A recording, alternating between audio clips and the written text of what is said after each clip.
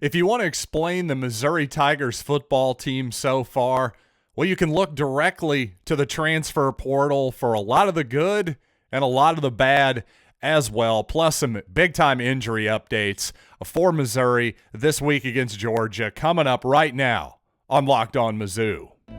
You are Locked On Mizzou, your daily podcast on the Missouri Tigers, part of the Locked On Podcast Network, your team every day.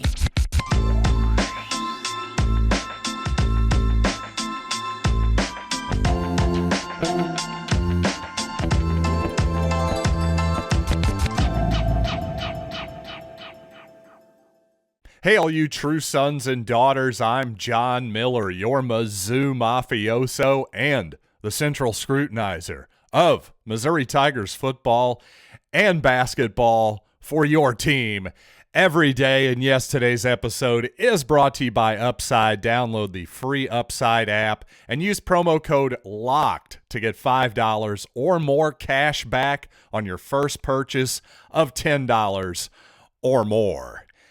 And I got to say, for all the positive contributions in the transfer portal, before we even get there, you could be wondering, my goodness, shouldn't some of these great high school players that Eli Drinkwitz has supposedly brought into the fold, shouldn't more of them be making their way up the depth chart like Dalen Carnell did this past week?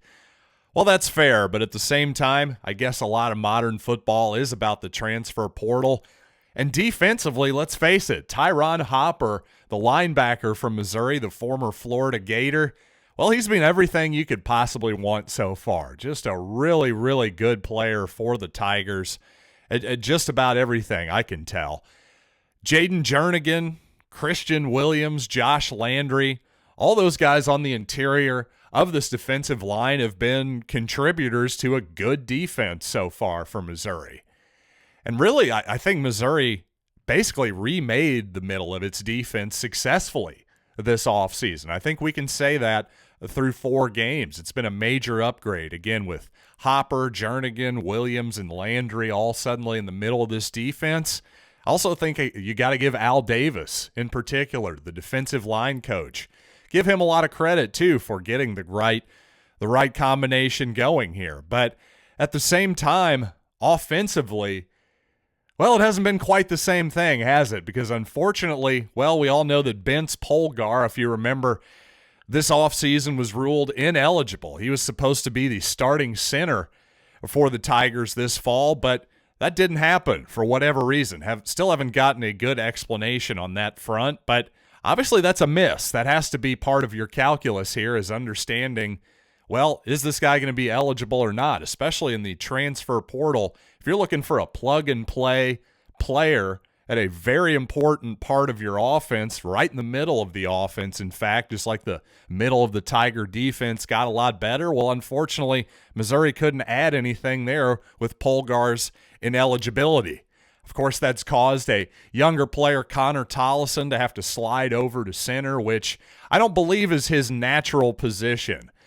Correct me if I'm wrong there. I know he's played some center. I know Missouri has given him some reps there for sure, but at the same time, I can't think that that's ideal. Obviously, there's a reason that Missouri went after Polgar in the offseason, and it just goes to show you there are not exactly a ton of offensive linemen out there in the transfer portal, at least quality linemen, and it probably shows how fortunate Missouri was to get Jersey Mike Maietti there for the last couple years. Incredibly fortunate, I would say. But you know what? Also at the tight end position, Tyler Stevens was expected to probably start, if not compete, for more time. And it just seems like ever since that early lost fumble against Louisiana Tech, I don't know if he's in the doghouse or what, but he's been basically a non-factor at this point. And obviously, this is a high school player, but I have to say I'm a little disappointed that Ryan Horstkamp hasn't shown a little bit more this year too. But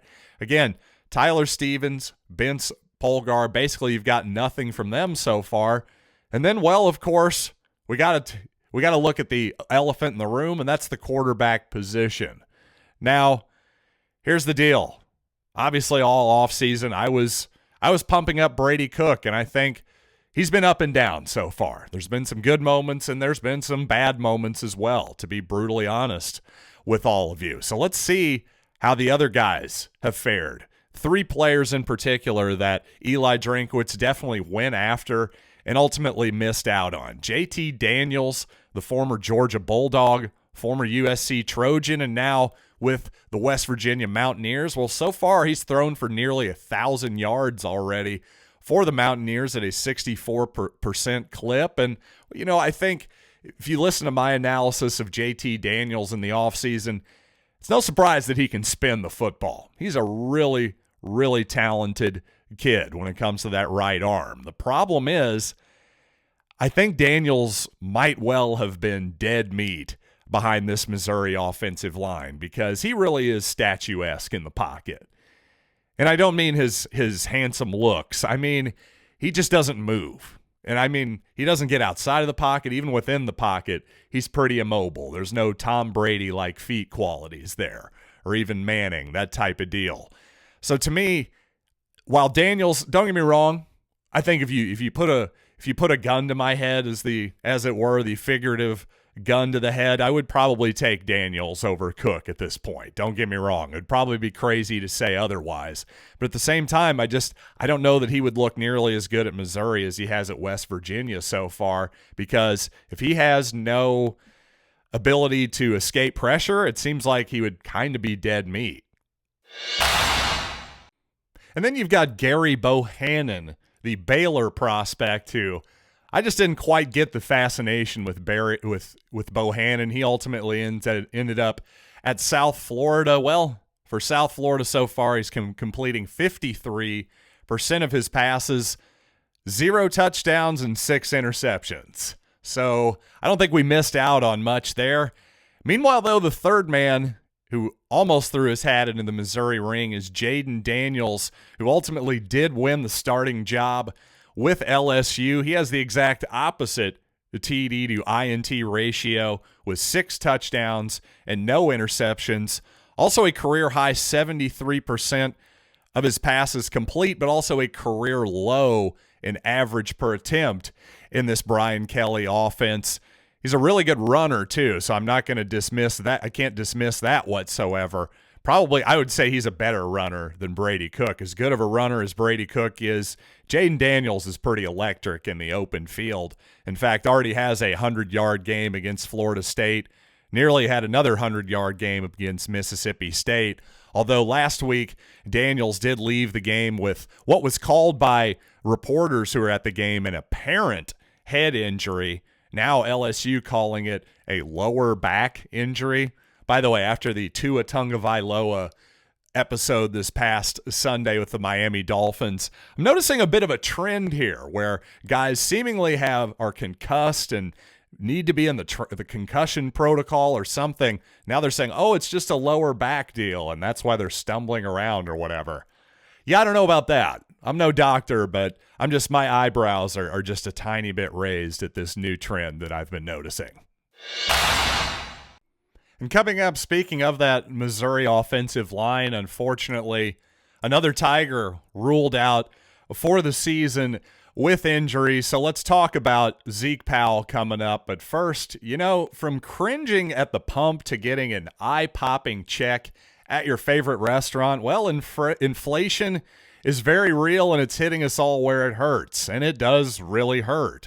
And that's why I started using Upside. You see, Upside is a great app for anyone who buys gas, groceries, or dines out. With every purchase, I'm earning cash back thanks to Upside. And you know what? If it works out at the Pierpont store out in the middle of nowhere, well, it's not too good to be true. I've used it several times, and this thing absolutely works. Upside is a no-brainer without question. And yes, I'm going to use some of that cash back, of course, to purchase some more overpriced concessions at Furrow Field, because that's just my thing. That's what I like to do. But here's what your thing should be. It should be downloading the free Upside app by using my promo code LOCKED, and you'll get $5 or more cash back on your first purchase of $10 or more. Once again, download the free Upside app, use the promo code LOCKED to get $5 or more cash back on your first purchase of $10 or more. That's $5 or more. Cash back on your first purchase of $10 or more using the promo code LOCKED. That's the free Upside app. Well, unfortunately, Missouri is going to be without starting right tackle Zeke Powell, not only for the Georgia game, but also for the rest of the season. This is also his last year of eligibility, so a big bummer for Zeke and the Tigers, of course. Eli Drinkwitz just recently here at his weekly press conference said, "That's a tough one for us to lose. I hate it for him. Football's not fair sometimes," as we learned a lot on Saturday. Well, indeed, that is in fact true. No doubt about that. And unfortunately, some other injury questions for Missouri. Linebacker Chad Bailey listed as questionable. Also, Luther Burden listed as questionable as well. He suffered some sort of injury in the second quarter, and that would actually explain why Missouri quite often had Dominic Lovett back there to return punts. And after Lovett, frankly, look a little bit shaky, it sounds like Eli Drinkwitz just catching the ball, that is. Obviously Dominic Lovett looked excellent as a wide receiver, but as sort of your third-string punt returner, maybe not. So it looked like Missouri and Eli Drinkwitz decided to get the banged-up Burden back there anyway, and they told him, hey, just fair catch the ball. We know you can catch it, or we have more confidence of you than anybody on the team right now, so by all means, just go back there and catch it. So that's a little bit worrisome, I have to say. I'd imagine we'll see Burden play against Georgia, but it sounds like there's at least a chance he could be a little bit limited. And obviously Chad Bailey, along with Tyron Hopper, I mean, if there's a better linebacker duo in the country, I'm sure there probably is a few of them, but those guys have got to be in the top 10, right? I don't know how you could get a whole lot better than what Bailey and Hopper have been so far. And by the way, speaking of football not being fair sometimes, no question about that, Drinkwitz on Nathaniel Pete's fumble, of course, that lost the game against Auburn. He said, quote, "We're going to give him the ball again. That's what we're going to do. To err is human." And Drinkwitz also says that he himself needs to do a better job of teaching the players the point of emphasis on ball security. He says their thing is they're not supposed to reach for the ball, or reach for the goal line, especially the pylon unless it's fourth down. Then obviously, hey, you got it. All bets are off at that point. But which makes sense to me, frankly, with the danger of the pylon and fumbling the ball out of bounds potentially. But by the way, since I brought that up, I should make a quick correction here. When I was describing that particular situation after Nathaniel Pete's fumble a couple days ago, I believe I said, I hate the rule that when the ball goes out of bounds, that it's a touchback in that situation. It seems like too harsh of a penalty.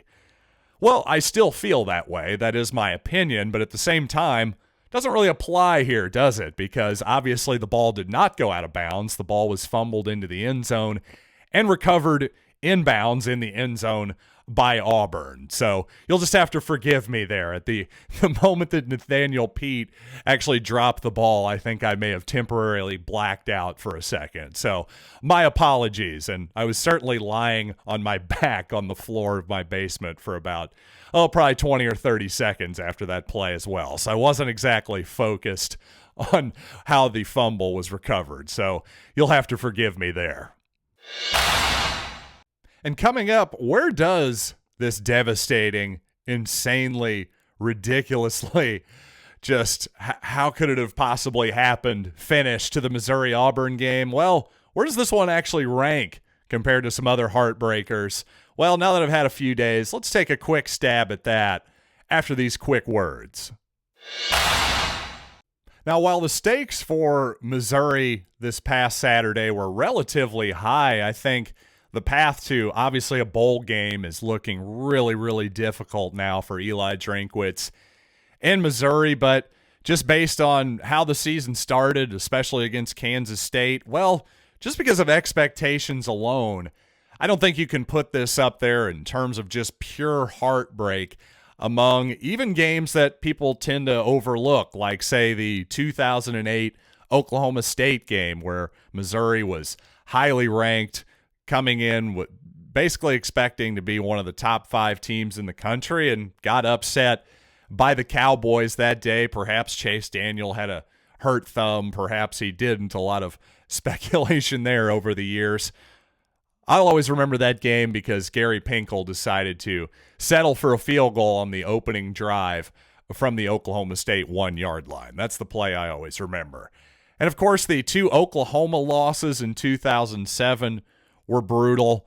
But when it really starts getting in there, you start just thinking about the unlikeliness of what happened against Auburn. Now, of course, the flea kicker, one single play by Scott Frost, Matt Davison in Nebraska, doesn't get much more unlikely than a bicycle kick off a deflection, does it? Or how about a 5th down? Doesn't get much more likely than that. And those 2 games I just mentioned, yes, those 2 teams went on to at least share a bit of the national championship.